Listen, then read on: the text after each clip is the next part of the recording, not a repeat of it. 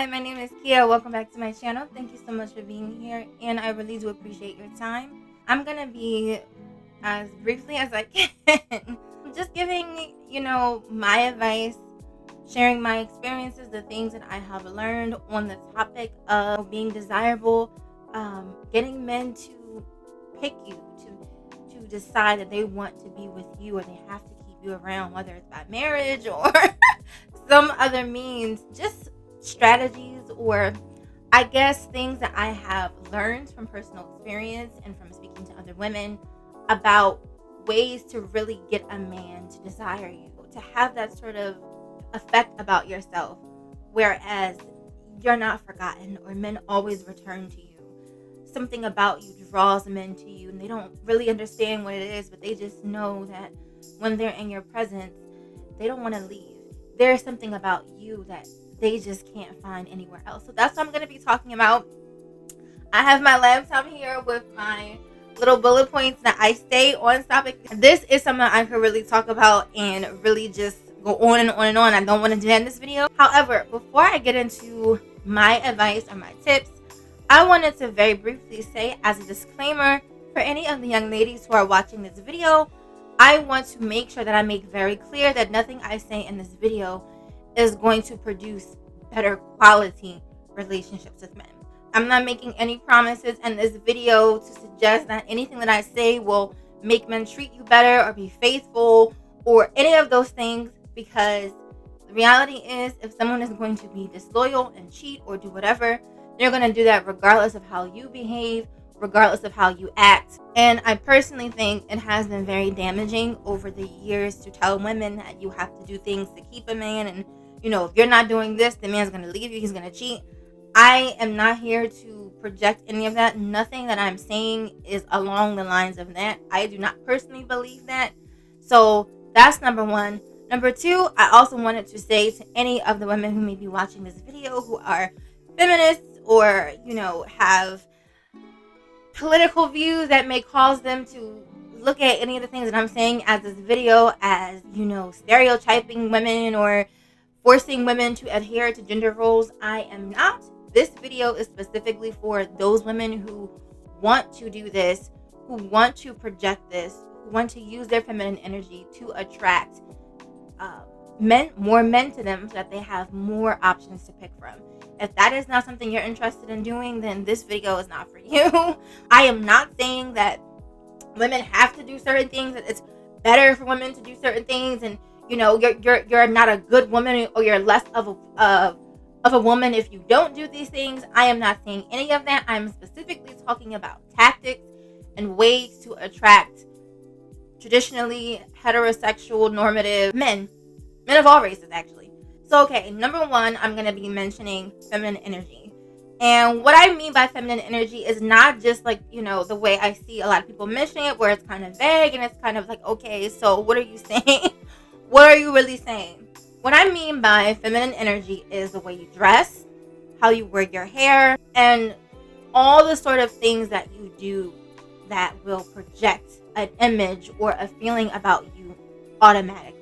And that has a lot to do with how you dress, how you present yourself, how you carry yourself. So the way that you present yourself on first impression is usually that number one thing that will attract a guy to you or will make a guy unattractive to you. And so particularly when it comes to how you dress, I feel like especially now with so much of the fast fashion, being pushed on social media and with a lot of influencers having, brand relationships with these companies, there's a lot of fast fashion going on.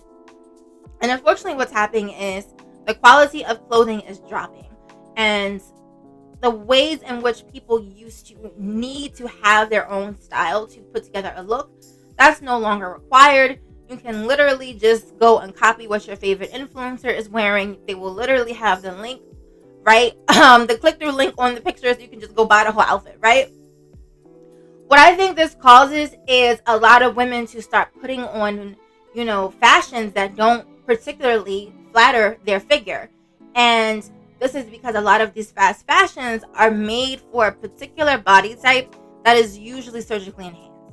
So there may be a certain dress that, is pretty much nothing. It has no darting. It has no sort of, It wasn't made in any particular way special. But when a woman who has, a BBL and breast implants wears it, it's going to look, like that because of the type of proportions that literally the fabric is being stretched around. So it's going to present on her as this garment is making her look this way, instead of the reality that her body, her surgically enhanced body, is making the garment look that way. And so you have a lot of women who don't have these surgically enhanced bodies. They buy these garments, they're thinking it's going to look the same on them, or they believe that it looks the same on them. Even once they put it on and see that it doesn't, they believe it looks the same on them. They wear them and they go out in public and they don't look right. And so my point is, when you're using your feminine energy to decide how you dress, that means you need to spend time evaluating which clothing pieces look the best on your figure. It's not so much about getting surgery to change how you look. It's about how your body is now, picking garments that look best on your body. So that may not always be the trendy fast fashions that you see, and it may require you to do a bit more thoughtfulness and do a bit more, digging and shopping with intentions to know what looks best on you. And that's perfectly fine. As you will realize when you start looking for colors and silhouettes that complement your shape and your skin tone, you overall look better because it's working with your body versus working against it, versus making you feel like your body is wrong, your body is the issue, your body is whatever it should or shouldn't be.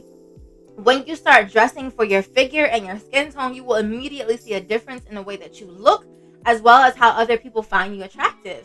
And this also brings me to, my point about finding the proper undergarments to support your shape, your figure. Again, a lot of these fast fashions, you have these models that, really we don't even know how they look, because we don't realize a lot of these images are photoshopped. And so they're photoshopping nipples out, they're photoshopping, pieces of fat that's hanging around, little pussy pum pum fat. We don't even see what the actual model's body looks like in those clothing when it's being modeled on the website or on Instagram.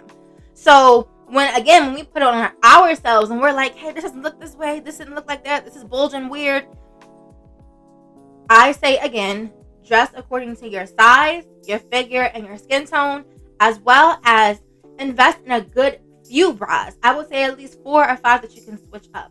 Bras that have smooth silhouettes, that don't work against your figure, that help support, lift, smooth your figure. Invest in good shapewear. Good shapewear can go a long way. It can, make your body look its best, how it is in a garment, versus having all of these sort of things going on that's distracting away from the silhouette of your garment. So I'm all about making sure that you have the proper underwear, the proper bras, the proper shapewear, shape shorts. All these sort of things are available. And instead of you spending $100 at Fashion Nova to buy these cheap fabrics that have, again, no darting, they're not made with anyone's body really in mind. They're just meant to stretch over exaggerated proportions. You can go to Macy's, you can go to Steinmart, you can go to Zara, Bloomingdale's, TJ Maxx. All of these places sell good garments, well-made garments, as well as proper underwear and shapewear to bring that whole look together so that you are presenting, again, your body in the best way that you can possibly do it.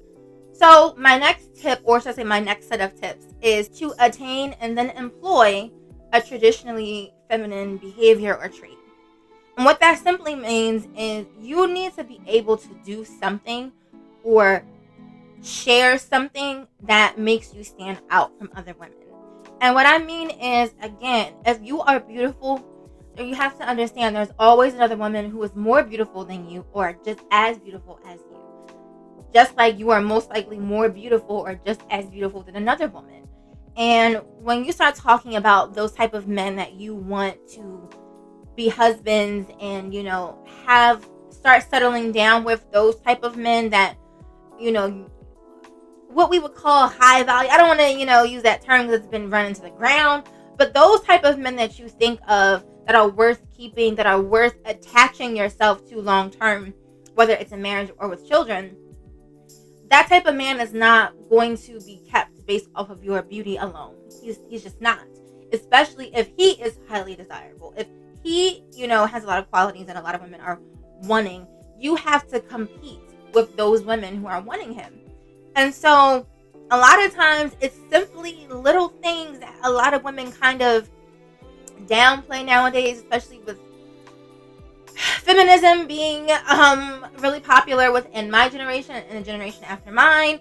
There's this idea that anything traditionally feminine is devalued, it's not important, oh, don't focus on that. And again, I think one of the most feminist ideas you can have is that women can choose which path they want to go in.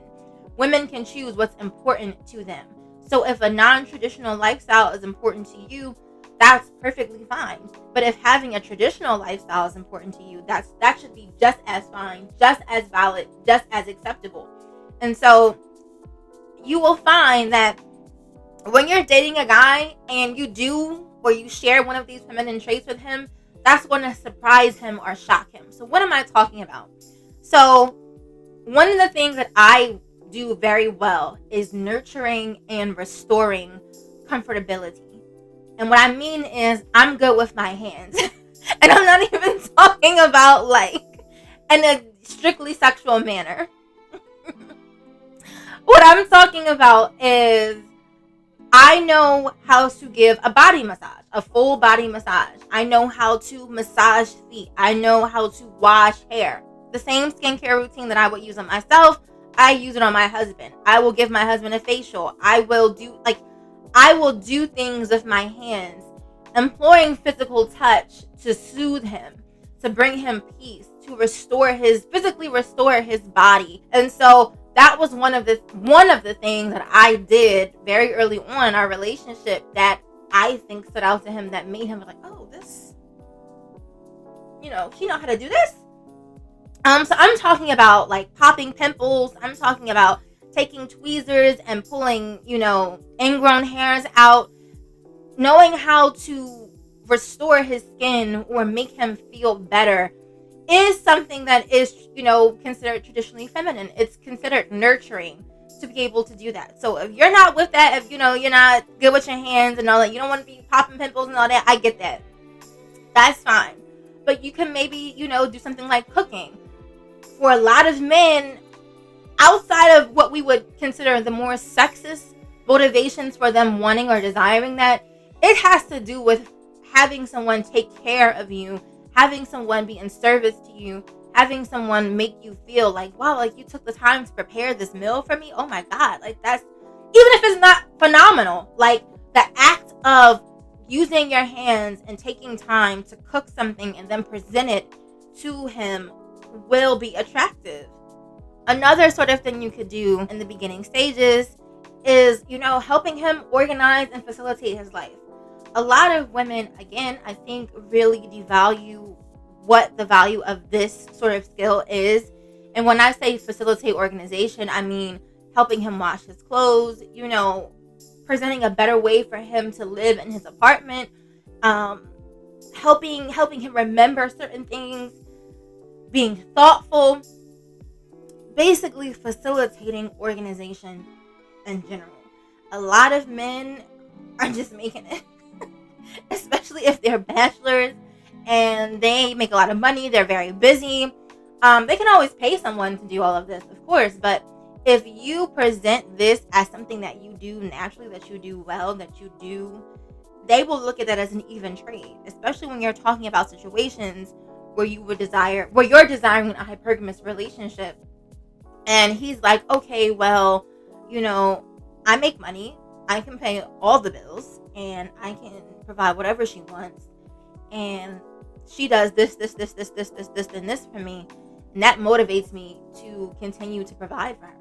And I think a lot of women kind of miss that sort of trade-off, because it's absolutely a transaction, it's absolutely a trade-off. But this is something that men see and they will value. Even if you don't have a man that's extremely wealthy, if he's making good money, and whenever he's in your presence or whenever, you're interacting with him, he when you're gone, he feels a difference in the quality of his life, like a decrease in the quality of his life, because you being there, you facilitating his life, you know, making sure that he's good. He sees that when you're not there, that goes with you. Oh, no, no, no. He's not going to have that. He's not going to have that. He's going to make space, make provisions, do things to get whatever you're doing back into his life. I wanted to quickly talk about hygiene and why this is also, I think, something that a lot of women kind of miss. But I do think a lot of women also devalue their hygiene in the sense of, again, because of social media, a lot of times people do things for a picture, like literally a moment captured in time that gets edited, that gets posted, and they think that that's all they have to be. And they don't understand that in real life, you have to, I should think you would want to match your picture or be just as beautiful or be more beautiful in real life. And so in real life, you want your skin to be soft. You want your skin to be soft and supple and have that feel that when he touches you, he's like, oh my gosh, what is this? Like, you have to invest in your skin. And I would say what I think, again, this mentality of, oh, I have to take a picture and this picture is the only thing that matters. No. I would say you want to invest in your skin more than you invest in your makeup collection. You want to have those products for different needs, for different times of the month, for different requirements. You want to have a winter routine, a summer routine. Like, you want your skincare to be on par, such that your skin, when he physically touches or smells or tastes your skin, it is an experience. Again, getting back to this whole concept of when he leaves you, when he's done speaking with you, when you guys are done interacting and he's maybe dating other women, especially if it's in the courting stage. Men usually court 2 to 3 women at the same time until they decide, oh, I'm going to focus on her. You always want to have something that is lingering, something that he remembers about you specifically. And you'd be surprised how much our other senses like really play into that. So like smell, taste, and touch. You want to smell good. You want to have that unique smell about you, and that can literally just be your pheromones mixing with whatever scent that you choose. So I use a lot of scented body butters. I will buy essential oils that have smells. I will put them into my body butter so that I kind of customize the way they smell. I will take perfume and spray it in my hair. Your whole thing should be to be an experience that this man can get any other place. That's always your goal. Obviously, it's not always going to be that way, but your goal is to have some sort of element to you, some sort of essence, just that something about you that he's just like, this is different. I need this. I want this. I'm going to lock this down. You also want to make sure that your feminine hygiene is on point, I don't want to go into it like in great detail because I feel like that's like a different type of video, but you want your feminine hygiene to be inviting, to be sensual, to be something that, again, he wants to experience again and again. So that brings me to my last point. I can shut my laptop. That brings me to my last point and what I think is quite important. Before you get married or before you get into any kind of long-term relationship, it is best that you find ways to understand what it is that you like, what it is that you enjoy, and what particular skills and abilities that you can do well, such that when you guys are making love, that you come across as if you know what you're doing. Not just to him, but a lot of times confidence goes a long way. If you feel confident, if you feel desirable, if you feel sexy, if you feel like you understand what you're doing and, what it is that you can do well, how you can be pleasing to a man. That will allow you to feel more comfortable in what you're doing. So I'm not saying, be promiscuous and try a lot of different rides before you know what you like, but I am saying make sure that you have enough experience going into sex, especially if you're at a stage where you're thinking about mating for life, as in marriage or as a life partner, where you kind of know what works for you. You know what works for you. You know what you're doing. Your feminine hygiene is in order, and it's sexy. It's sensual versus it being awkward. I'm gonna be honest with you. A lot of men, they have a more dominant role when it comes to sexual intercourse, but overall, I feel comfortable saying that I would assume that most men do not want to have sex with like a pillow princess, like someone that doesn't know what to do, how to do it, and they just kind of like, oh, I'm here with my legs open, like, go ahead, do what you want. Men, I don't think so. I think men want an active, participating sexual partner that can surprise them, that can wow them, and make them feel pleased and fully relieved at the end of your experience. So, yes, that's all that I have to say. Those are all the things that I just wanted to do very briefly in the video. I am not an expert or any of that type of stuff. And I also want to say that use these tips, wisely with caution, because you're going to attract every man with these tips.